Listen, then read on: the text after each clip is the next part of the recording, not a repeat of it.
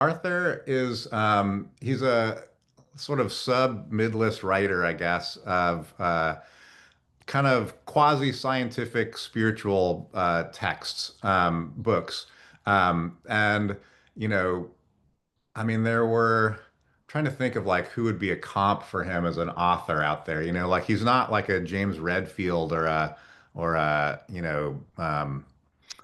who are some of the other big new age writers, Deepak Chopra or something. He's definitely like way lower than that and less like a motivational sort of self-fulfillment kind of guy and more kind of nature epiphenomenological. Like he writes about rainbows or he writes a book about light or he his new book that he's working on is going to be about trees. And it's partly a kind of genuine interest that he has in trees, but it's also partly a kind of commercial thing that he understands that we're moving into like a big tree book sort of moment, which is, we have, I mean, we definitely, there's like, way more tree books than 15 years ago.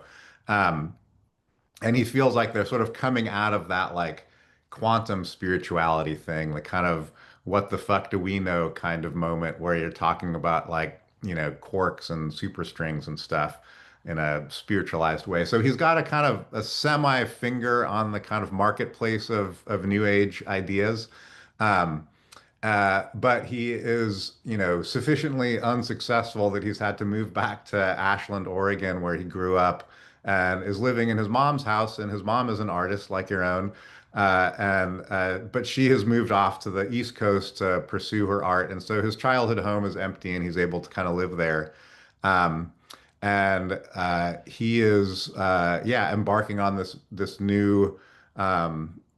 Spec book because not like anyone's waiting for it when he encounters a forest biologist as a research kind of tool and then that person's wife and then we have entered into a classic love triangle. The second point of the love triangle, at least the sort of first point to arrive, is Phil French, who's a forest ecologist who is working at the local college, and who is a very sweet and um, you know, I mean, almost saint-like sort of person, as it turns out. Like he's a sort of a deep ecology guy, has committed his life to botany and stuff, and is just dispositionally like extremely nice guy. And then his wife, Sarah, is a librarian and is a little more corrosive in her like attitudes, a little more cynical. But there is a kind of flair between Arthur and Sarah that becomes irresistible, I guess, and yeah, leads them into an adulterous affair. And then just to sort of fill out the plot, like a miracle may or may not occur in the context of this love triangle, and that really scrambles everyone's sense of reality and selfhood. There was a kind of a template for this book that I was using, which was Graham Greene's book, The End of the Affair, which might be a book you know.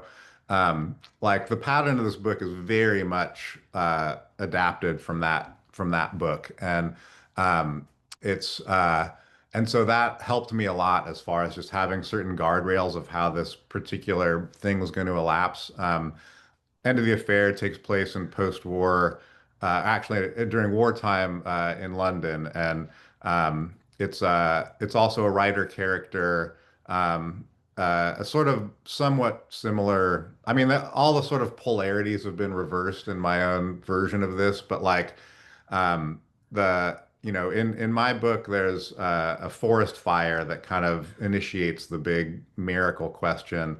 In End of the Affair, it's the Blitz, and there's kind of a bombing that kind of catalyzes this theological question. Um, and it so having that to sort of like, you know, having that as a sort of ghost underneath some stuff was sort of helpful. Um, but then, as far as like the yeah, adulterous affair thing, um, That was it's such like well-trod territory, I mean, just the sort of, they have to meet, they have to like initiate, there has to be the subterfuge like it, and that, it becomes fun to just sort of plug in some of your own memories and fantasies into that into that genre. I'm very structure minded. Like I really can't uh write without a sense of the architecture of it. Yeah, sometimes I feel like it might be like almost like a astrological thing. Like I'm a Cancer and like there's that kind of sense of like I need to have this shell around me to sort of feel comfortable doing something, So I outline to begin with like pretty considerably and then kind of write the whole thing all at once, So I'm kind of doing bits all over the place and it's just sort of kind of building up a little bit like a, coral reef in a way.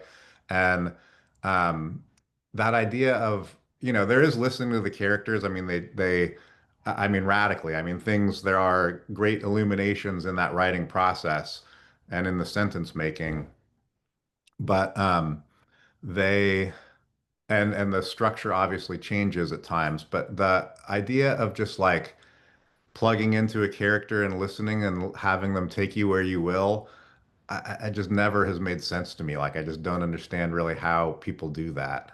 To me, part of the work is understanding who, in my experience, makes sense to plug into different roles. It's more sonic, I find, it's like it is really a hearing question. And like that, uh, and they're not like fabrications in my mind. Like they are generally based on people that I know. Being able to hear the grain of this person's voice, and often they're like people I knew in high school, So like, okay, here's like, what if Brad, was this, you know, uh, forest biologist? Like it wasn't Brad, but it's, say that that's who it was, sort of knowing how he talks and thus how he kind of thinks and feels in a certain way, like enables me to kind of do the dialogue in ways that are like idiosyncratic, and that is some place where things become surprising, where it's like, oh, that is funny. That is what how Brad would sort of respond in this situation. This is his kind of uh um his nerve endings are now kind of dictating how this scene flows. And so yeah, for me, like I like dialogue that feels natural, like I like it when it sounds, even in films, like that's actually how people talk and it gets the kind of muddle of it and the kind of like stupidity of it and the flaccidness of it sometimes, as opposed to like those other, ones where everyone's speaking like amazing quips and everything, Um, and yeah, and so I just like I just yeah, put on the goggles of whoever I'm thinking about and kind of let that guide it.